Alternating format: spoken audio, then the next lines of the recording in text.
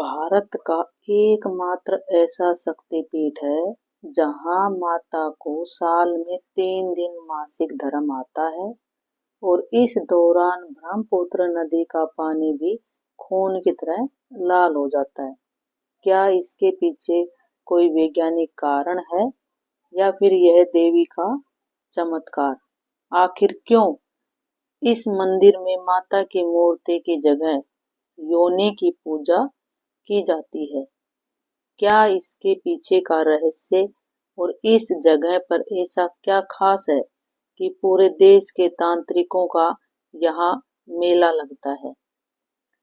कामाख्या मंदिर को वशीकरण, काला जादू और तंत्र मंत्र करने वाले तांत्रिकों का गढ़ माना जाता है। सबसे चौंकाने वाली बात, क्या सच में इस मंदिर में कभी मानव बलि दी जाती थी? क्या यह बस एक कहानी है या इतिहास की सच्चाई? आखिर ऐसी कौन सी वजह है कि कामाख्या माता मंदिर के जो कपाट हैं खुलने से पहले हर दिन देवी के लिए एक पशु की बलि दी जाती है? इस प्राचीन परंपरा का क्या रहस्य है? यह शक्तिपीठ और भी खास तब बन जाता है तब देवी 10 महाविद्याओं के साथ विराजमान होती है। आखिर यह 10 महाविद्या कौन सी हैं और उनकी आपस में ताकत क्या है? कामाख्या देवी के ऐसे कई अनसुलझे रहस्य और इतिहास आज हम इस डॉक्यूमेंट्री में आपके सामने उजागर करने वाले हैं, तो हमारे साथ बने रहिए क्योंकि आज आप जानेंगे कुछ ऐसा जो शायद आपने पहले कभी नहीं सुना होगा। भारत के असम राज्य के गुवाहाटी में स्थित रेलवे स्टेशन से 5 किलोमीटर दूर कामाख्या मंदिर एक ऐसा स्थल है जहां शक्ति उपासना अपने चरम पर है। सबसे रहस्यमय और अनूठे रूप में वहां पे प्रकट होती है।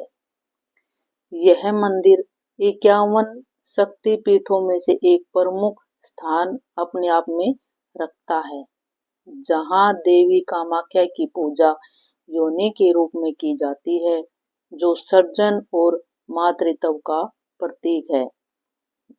नमस्ते दोस्तों, आज हम आपको ले चलेंगे एक ऐसे रहस्यमय स्थान पर जहां भक्ति, तंत्र, मंत्र का मिलन होता है। क्या है इस मंदिर के निर्माण का इतिहास और ऐसा क्या हुआ था कि मां कामाख्या ने असम के राजवंश को यह शाप दिया कि जिससे सदियों बाद भी उनका उस मंदिर में प्रवेश निषिद्ध है? आखिर क्यों मां ने अपने सबसे प्रिय पुजारी का ही सिर काट दिया? इन सभी प्रश्नों के उत्तर ढूंढने के लिए जुड़े रहिए हमारे साथ, क्योंकि आज का यह सफर आपको भक्ति, श्रद्धा और तंत्र की एक ऐसी नई दुनिया में ले जाएगा। तो चलिए मां कामाख्या के इस अद्भुत रहस्य को जाने, जिसे सदियों से गुप्त रखा गया है। कामाख्या मंदिर के मूल निर्माण का उल्लेख इतिहास में नहीं मिलता है और ऐसा कोई रिकॉर्ड भी नहीं है जिससे पता चल सके कि कामाख्या मंदिर का निर्माण कब हुआ था, यह मंदिर कब बना था। लेकिन मंदिर और देवी को लेकर कई लोक कथाएं मौजूद हैं।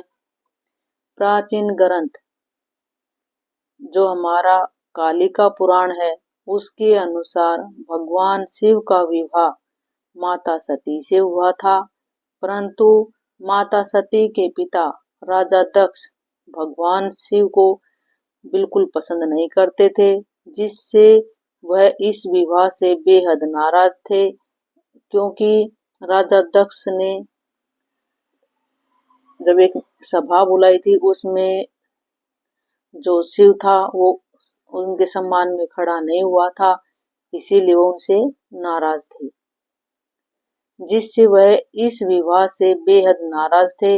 राजा दक्ष, जिन्हें हिमालय का राजा भी कहा जाता था, उसने एक यज्ञ का आयोजन किया जिसमें सृष्टि के सभी देवी देवताओं को आमंत्रित किया था, परंतु उसमें भगवान शिव को आमंत्रित नहीं किया और न ही अपनी पुत्री माता सती को बुलाया। माता सती अपने पति की अनुमति के बिना ही अपने पिता के यज्ञ में पहुंच गई। वहां उन्होंने देखा कि उनके पिता भगवान शिव का अपमान कर रहे हैं। यह अपमान माता सती सहन नहीं कर पाई और यज्ञ के हवन कुंड में ही कूदकर उन्होंने अपनी जीवन लीला ही समाप्त कर दी। जब भगवान शिव को इसकी जानकारी मिली तो वे अत्यंत क्रोधित हो गए और माता सती की देह को लेकर तांडव नृत्य करने लगे। इससे पूरी सृष्टि हिलने लगी, पूरी सृष्टि संकट में आ गई और सभी देवता भगवान विष्णु की शरण में गए। श्री विष्णु ने अपने सुदर्शन चक्र से माता सती के शरीर के 51 हिस्से कर दिए। अलग अलग टुकड़ों में माता को 51 भागों में काट दिया, जो धरती के विभिन्न स्थानों पर गिर गए। जिस स्थान पर माता सती की योनि गिरी वही माता कामाख्या माता का मंदिर निर्माण हुआ। इसके बाद भगवान शिव समाधि में चले गए। इस बीच तारकासुर नामक दैत्य ने घोर तपस्या कर ब्रह्मा जी से असीम शक्तियां प्राप्त कर ली और तीनों लोकों में आतंक मचाने लगे। देवताओं की प्रार्थना पर ब्रह्मा जी ने उन्हें बताया कि केवल भगवान शिव का पुत्र ही तारकासुर का अंत कर सकता है। महादेव उमानंद पर्वत पर समाधि में लीन थे और उनकी समाधि भंग करने का कार्य कामदेव को सौंपा गया और ये कार्य देवताओं ने कामदेव को सौंपा था कि जो तारकासुर का उसका वध कर सके, कि जो शिव भगवान है वो विवाह कर ले। कामदेव ने शिवजी पर बाण चलाया जिससे उनकी समाधि टूट गई। क्रोधित शिव ने अपनी तीसरी आंख खोलकर कामदेव को भस्म कर दिया। कामदेव की पत्नी रति और अन्य देवी देवताओं ने शिव से कामदेव को पुनः जीवन दान देने की प्रार्थना की। शिव का क्रोध शांत हुआ और उन्होंने कामदेव को जीवन दान तो दे दिया, लेकिन उनका सुंदर रूप वापस नहीं आया। तब कामदेव और रति ने प्रार्थना की कि हे महादेव, हमें ऐसा जीवन ना दें जिसमें सौंदर्य ना हो। इस पर शिव ने उन्हें शर्त रखी कि नीलांचल पर्वत पर सती के जनन अंग पर एक भव्य मंदिर का निर्माण करना होगा। कामदेव ने शिव की शर्त स्वीकार की और नीलांचल पर्वत पर कामाख्या मंदिर का निर्माण करवाया। इस कार्य में उन्होंने भगवान विश्वकर्मा की सहायता ली, जिन्होंने मंदिर की भव्य रचना कर इतना सुंदर भवन उस समय रचा गया। तो संरचना भव्य संरचना बनाई। कामदेव ने इस मंदिर में भैरव और योगिनी की मूर्तियां भी स्थापित की। उनकी तपस्या और भक्ति का फल स्वरूप उन्हें अपना पुराना सुंदर रूप भी पुनः प्राप्त हो गया। मंदिर को मूलतः आनंद आख्या नाम दिया गया। इसके साथ ही जहाँ शिव जी समाधि में लीन हुए थे उस स्थान पर उमानंद भैरव मंदिर की स्थापना की गई। ऐसा कहा जाता है कि जो भी भक्त कामाख्या मंदिर के दर्शन करने आता है उसे उमानंद भैरव के दर्शन भी अनिवार्य रूप से करने होते हैं। लेकिन आगे बढ़ने से पहले इस वीडियो को एक लाइक करके चैनल को सब्सक्राइब जरूर कर लीजिए, क्योंकि यह आपके लिए 1 सेकंड का काम है, लेकिन इससे हमारी काफी बड़ी मदद होती है। एक अन्य कथा के अनुसार एक ऐसा समय ऐसा होता है जब माँ कामाख्या के मंदिर के ऊपर असुर राजा नरकासुर का राज था। इस कहानी को शुरू करने से पहले हम एक बात और बताना चाहेंगे। जो भैरव उमानंद भैरव हैं वो कहाँ पे हैं, तो ये ब्रह्मपुत्र नदी के ऊपर एक टापू है। टापू के बीच के अंदर उमानंद भैरव का मंदिर है। जब कामाख्या मंदिर के जब हम दर्शन कर लेते हैं तो हमको ब्रह्मपुत्र नदी के टापू पे जाना होता है, वहाँ पे उमानंद भैरव के दर्शन करने होते हैं, तभी हमारी जो भी मनोकामना होती है वह पूर्ण होती है। अब हम आगे चलते हैं कि एक अन्य कथा के अनुसार एक समय ऐसा था जब माँ कामाख्या के मंदिर के ऊपर असुर राजा नरकासुर का राज था। शुरू में नरकासुर माँ कामाख्या का एक बड़ा भक्त था, परंतु समय के साथ शक्ति की लालसा में उसने माँ कामाख्या से विवाह का प्रस्ताव रख दिया। माँ ने उसे मना नहीं किया, बल्कि एक ऐसी शर्त रखी। उन्होंने कहा, अगर तुम मुझसे विवाह करना चाहते हो तो नीलांचल पर्वत की चोटी तक एक सीढ़ी का निर्माण एक ही रात में कर दो, और याद रखना, जैसे ही सुबह मुर्गा बांग देगा तुम्हारा काम पूरा हो जाना चाहिए। नरकासुर ने यह चुनौती स्वीकार कर ली। उसकी विशाल सेना ने रात में सीढ़ी बनाना शुरू किया और वह काम पूरा करने में बहुत करीब था। लेकिन माँ को आभास हो गया कि वह अपना लक्ष्य पूरा करने वाला है, इसलिए उन्होंने अपनी शक्ति से मुर्गे को जल्दी आवाज देने के लिए प्रेरित किया। मुर्गे की आवाज सुनते ही नरकासुर को लगा कि वह असफल हो गया है और वह अधूरी सीढ़ी छोड़कर अपने महल लौट गया। थोड़ी ही देर बाद उसे एहसास हुआ कि उसे माँ ने चतुराई से धोखा दिया है। क्रोधित नरकासुर ने माँ की भक्ति का मार्ग बंद करने की ठान ली और इस सीढ़ी को वहीं छोड़ दिया। आज भी कामाख्या जाने वाले जो भी भक्तजन है उस अधूरी सीढ़ी को देख सकते हैं, जिसे मेकलोच पाट का नाम कहा जाता है, जहां मुर्गे ने आवाज दी थी और नरकासुर ने उसे मार डाला। उस स्थान को कुकुरा काटा के नाम से जाना जाता है। कुछ समय बाद महर्षि वशिष्ठ माँ कामाख्या के दर्शन के लिए आए, लेकिन नरकासुर की सेना ने उन्हें रोक दिया। महर्षि ने नरकासुर से कहा, तुम्हें अंदाजा नहीं है कि तुम किस सिद्ध के सामने खड़े हो। लेकिन नरकासुर ने माँ कामाख्या की भक्ति को बाधित करने का अपना निर्णय नहीं बदला। तब महर्षि वशिष्ठ ने नरकासुर को श्राप दे दिया कि उसका वध भगवान विष्णु के अवतार द्वारा होगा और माँ कामाख्या हमेशा के लिए इस क्षेत्र को छोड़कर चली जाएगी। नरकासुर ने जब भागकर माँ कामाख्या के मंदिर में देखा तो माँ की योनि पीठ अदृश्य हो चुकी थी। महर्षि वशिष्ठ के श्राप के अनुसार माँ इस क्षेत्र को सदा के लिए छोड़ गई थी। नरकासुर के वध के बाद माँ को वापस बुलाने के लिए महर्षि वशिष्ठ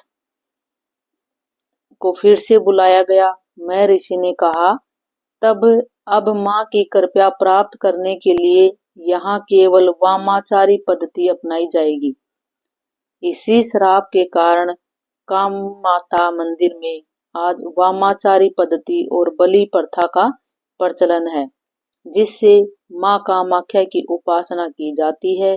कुछ विद्वानों का मानना है कि मूल कामाख्या मंदिर का निर्माण 4वीं या 5वीं सदी में हुआ होगा, जबकि कुछ का मत है कि यह 7वीं या 8वीं सदी में हुआ होगा।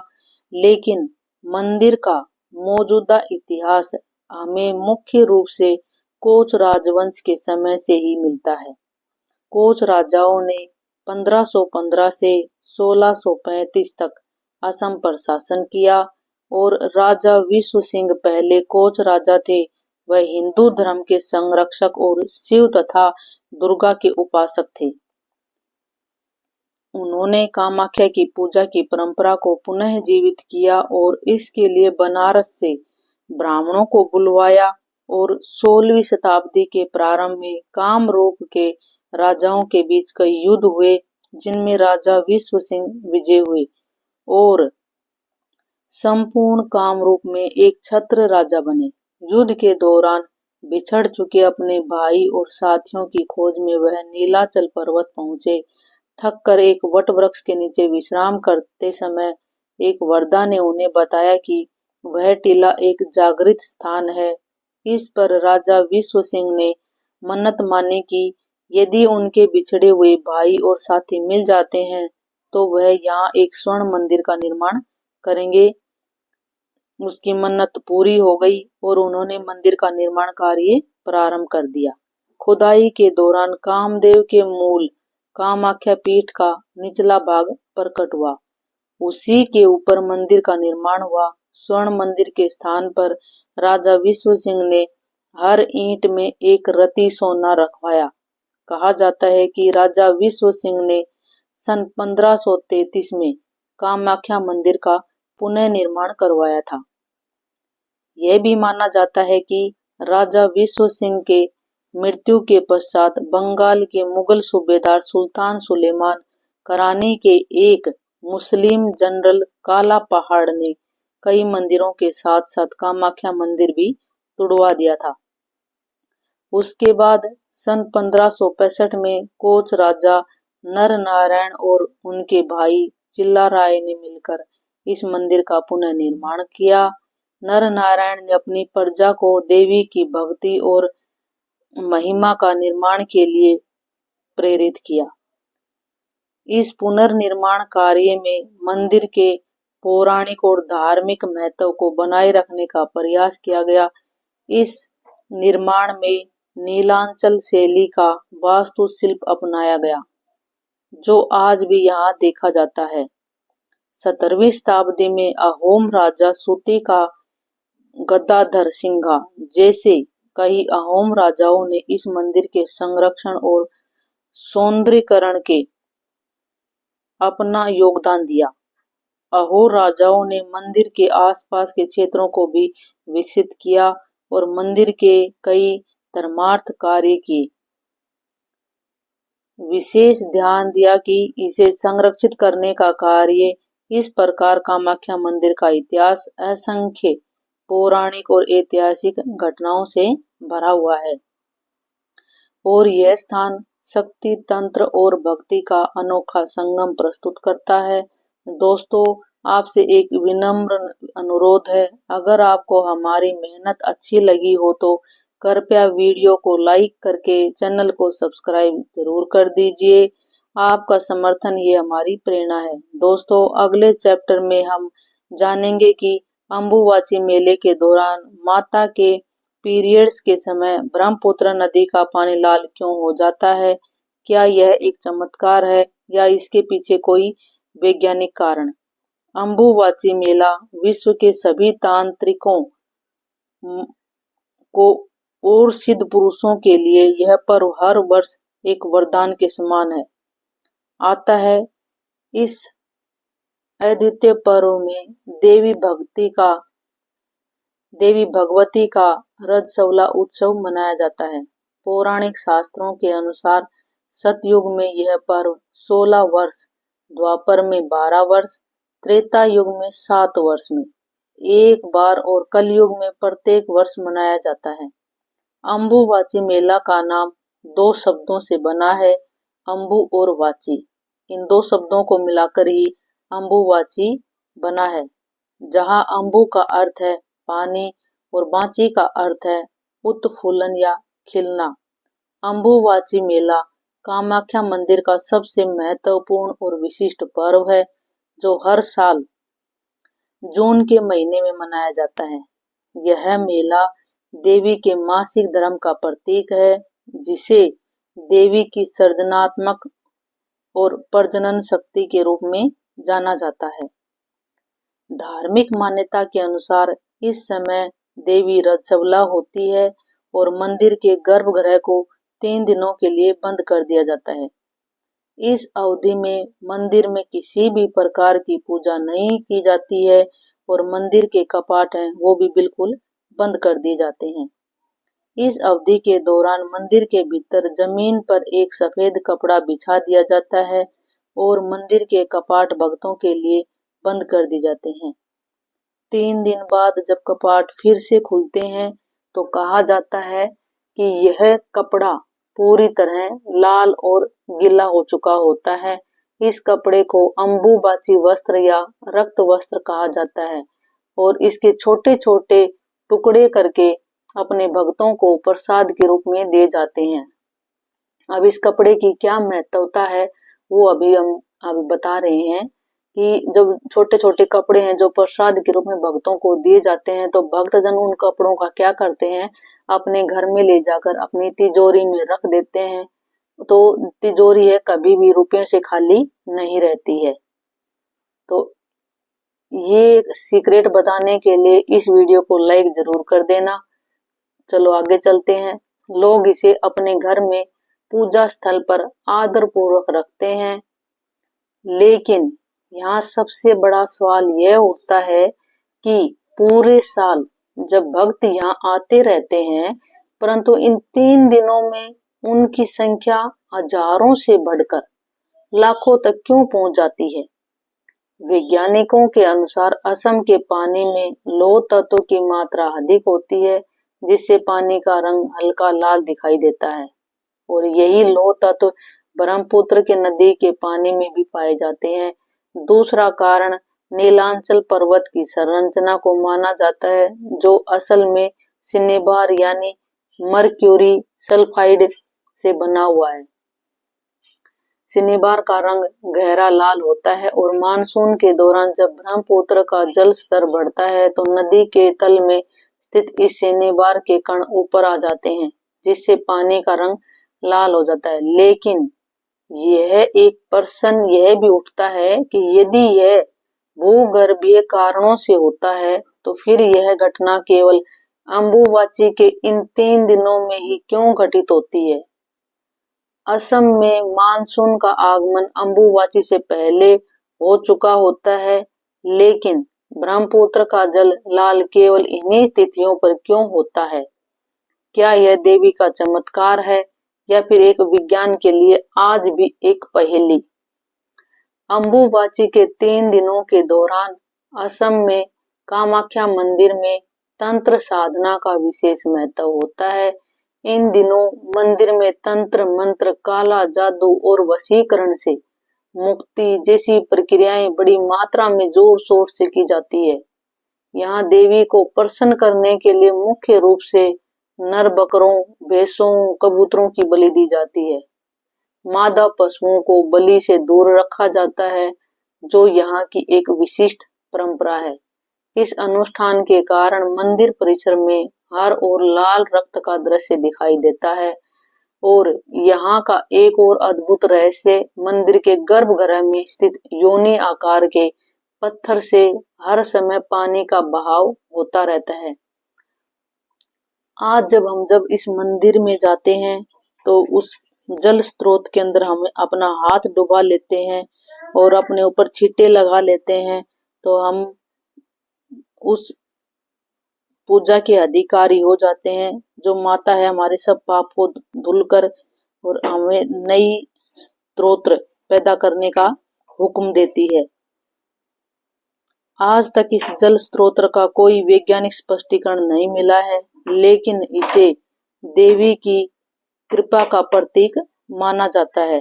भक्त इस पानी को प्रसाद के रूप में ग्रहण करते हैं और इस पवित्र मानते हैं। विश्व विख्यात कामाख्या मंदिर, जो विश्व का एकमात्र महासिद्ध पीठ माना जाता है, इसकी महिमा अनंत और अद्वितीय है।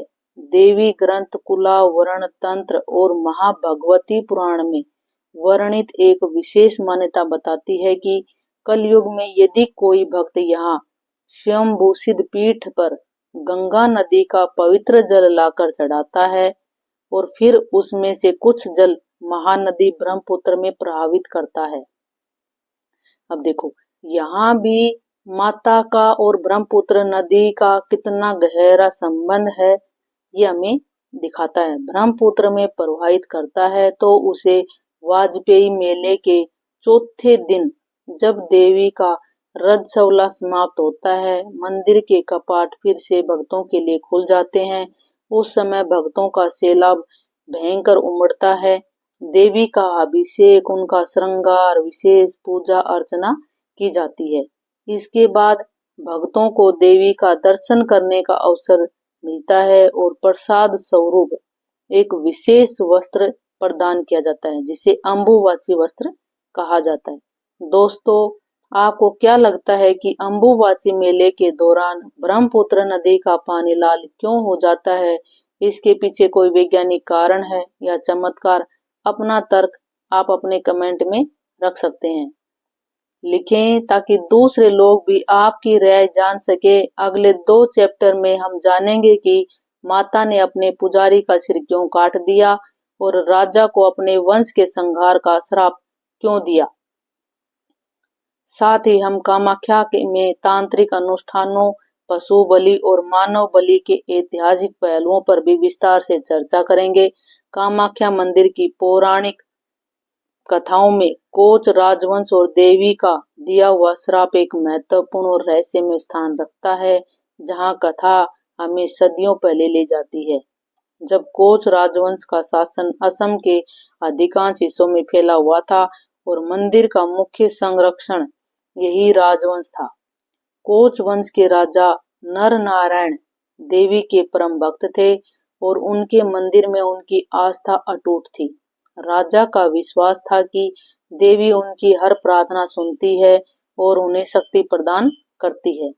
राजा नर नारायण प्रतिदिन कामाख्या मंदिर में देवी के दर्शन करने के लिए जाते थे। उस समय मंदिर के मुख्य पुजारी थे केंदु कलई, जो देवी के परम भक्त माने जाते थे। कहा जाता है कि केंदु कलई की भक्ति इतनी गहरी थी कि देवी स्वयं उनके सामने प्रकट होती थी और उनकी प्रार्थना को सुनती थी।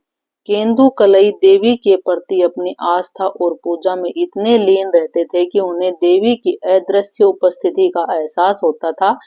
एक दिन एक दुखी माँ अपनी मृत बच्ची को लेकर केंदुकल के पास पहुंच आई।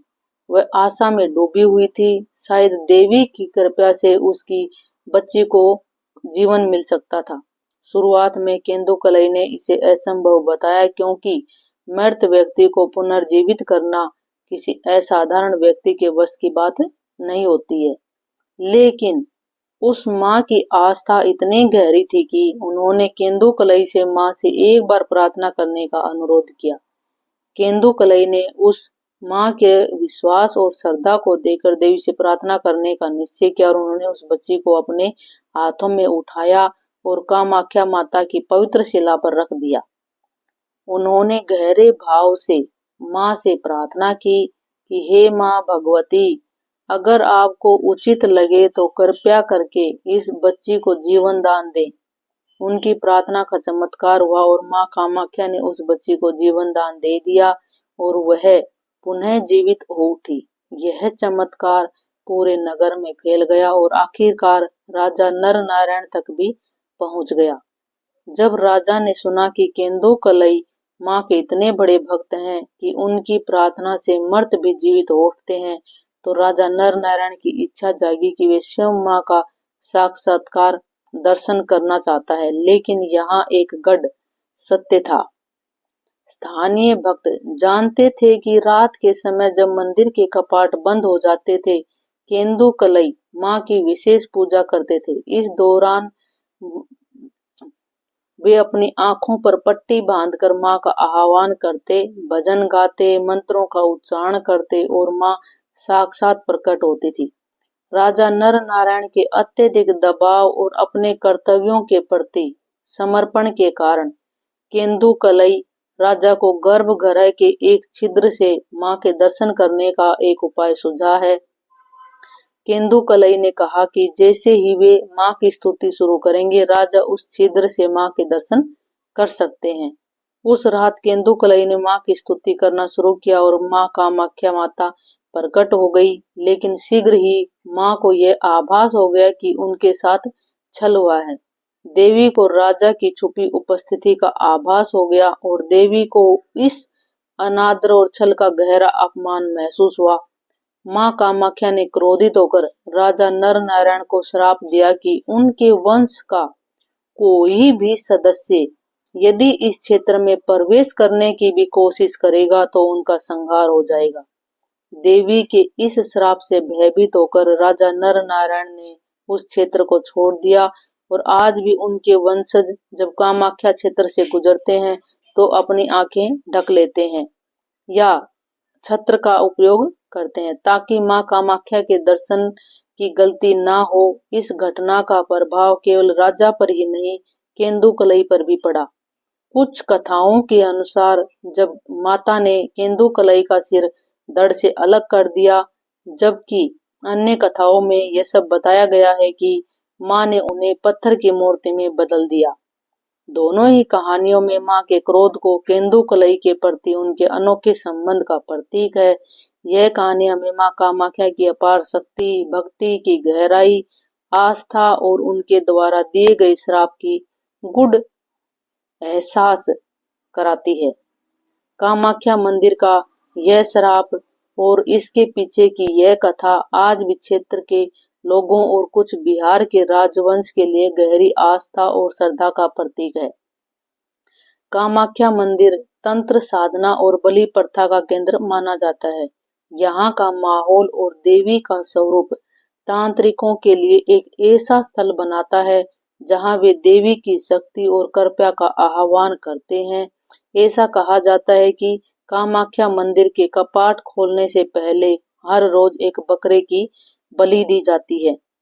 इसके बाद ही मंदिर के द्वार भक्तों के लिए खोले जाते हैं और पूजा अर्चना भी की जाती है। यह प्राचीन परंपरा मंदिर के तांत्रिक साधना और देवी के प्रति श्रद्धा का महत्वपूर्ण अंग मानी जाती है। बलि प्रथा इस मंदिर का एक अभिन्न हिस्सा है, जहां देवी को प्रसन्न करने के लिए नर पशुओं की बलि दी जाती है, जिनमें मुख्यतः बकरों, भैंसों और कबूतरों की बलि चढ़ाई जाती है। यह एक प्राचीन तांत्रिक परंपरा है जिसे मान्यता है कि देवी को पशु बलि अर्पित करने से देवी प्रसन्न होती है और अपने भक्तों की मनोकामनाएं पूर्ण करती है। और जो बलि नहीं चढ़ाते हैं वो यहाँ पे अपना एक नारियल लेते हैं और नारियल को फोड़ते हैं, तो नारियल की बलि चढ़ाई जाती है। यहाँ की विशेष बात यह है कि मादा पशुओं की बलि नहीं दी जाती है, केवल नर पशुओं का ही चयन किया जाता है। अब हम आपसे एक सवाल करते हैं कि क्या बेगुनाह पशुओं की बलि देना सही है या केवल एक अंधविश्वास का प्रतीक है? अपने विचार तर्क के साथ कमेंट में जरूर लिखें। चलिए देखते हैं कि कितने लोग इस विषय पर गहराई से सोचकर अपनी राय साझा कर पाते हैं। बलि की इस प्रक्रिया के लिए मंदिर में एक विशेष कक्ष बनाया गया, जहां भक्त इस अनुष्ठान का दर्शन करने का प्रयास करते हैं। मान्यता है कि जो भक्त बलि चढ़ाते हुए जानवरों का सिर कटते हुए देखता है, वह पूरे साल खुशहाल और सुरक्षित रहता है। बलि के साथ साथ यहाँ वशीकरण पूजा का भी महत्व है, जिसके लिए मंदिर के पत्थरों को काम्या सिंदूर या वशीकरण सिंदूर के नाम से बेचा जाता है। इस सिंदूर को शक्ति का प्रतीक माना जाता है और लोग इसे अपने जीवन में सफलता पाने के लिए उपयोग करते हैं। जो काम्या सिंदूर है उसका ऐसा इतिहास है कि अगर हम जब भी कोई विशेष पूजा होती है उसके दौरान भी अगर हम अपने माथे पर कामाख्या माता का जो काम्या सिंदूर है उसका तिलक लगाते हैं तो भी हमारी मनोकामनाएं पूरी होती है।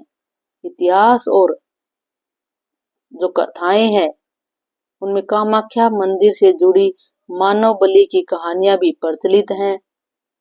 कुछ पुरानी कथाओं के अनुसार तांत्रिक साधना यहाँ मानव बलि देकर देवी को प्रसन्न करने का प्रयास करते थे। हालांकि आधुनिक समय में मानव बलि की यह प्रथा समाप्त हो चुकी है और इसे केवल एक पौराणिक कथा माना जाता है। 19 जून 2019 को कामाख्या मंदिर परिसर में जोय दुर्गा मंदिर की सीढ़ियों पर एक 66 वर्षीय महिला का सिर कटा हुआ मिला, एक कंबल से ढका हुआ पाया गया था। यह घटना आधी रात को भूतनाथ मंदिर में पूजा के बाद शुरू हुई, जहां से सभी लोग पहले कामाख्या मंदिर गए और फिर बगला मंदिर के पास शमशान घाट पहुंचे। पीड़िता को बाद में जब दुर्गा मंदिर ले जाया गया, जहां पूजा के दौरान शराब और मांस का सेवन किया गया। पीड़िता को इस बात का अंदाजा नहीं था कि यह पूजा उसकी बलि के लिए की जा रही है। पूजा की एक विशेष रस्म के बाद उसका सिर कुल्हाड़ी से काट दिया गया। आधुनिक युग में भी मानव बलि जैसी घटनाओं का सुनकर स्तब्ध होता है। सोचिए कितनी ऐसी घटनाएं होंगी जो कभी सामने नहीं आ पाती। मगर आपके क्षेत्र में भी ऐसी किसी तांत्रिक मानव बलि की घटना हुई हो तो हमें कमेंट में जरूर बताएं, ताकि समाज में फैली अंधश्रद्धा के बारे में जागरूकता फैलाई जा सके। कामाख्या मंदिर, जहां देवी कामाख्या के साथ साथ 10 महाविद्याओं का भी निवास माना जाता है। मान्यता है कि इस पवित्र स्थल पर देवी के विभिन्न रूपों में दर्शन होते हैं। तंत्र शास्त्रों के अनुसार यह 10 महाविद्या देवी की शक्ति के भिन्न भिन्न रूप में है, जो तंत्र साधना को पूरा बनाती है। तो आज के लिए मेरे दोस्तों इतना ही। आगे के लिए कमेंट करें कि इसके बारे में हम और कोई सटीक जानकारी हो तो हम आपके सामने लेकर आ सकते हैं।